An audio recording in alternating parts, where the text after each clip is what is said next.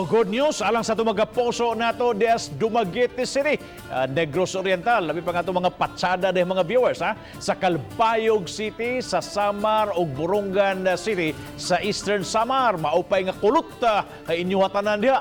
Maski palapdan na karon ang presensya sa GMA Regional TV sa Central ug Eastern Visayas. Ani ang detalye.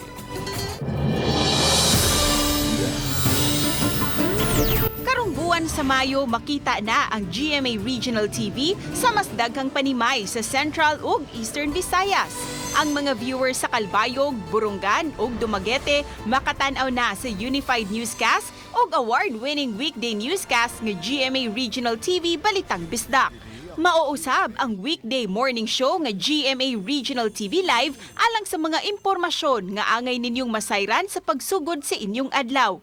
Kini pinaagi sa local channels, GMA TV5 sa Dumaguete ug Negros Oriental, GMA TV5 sa Calbayog City ug GMA TV8 sa Borongan City.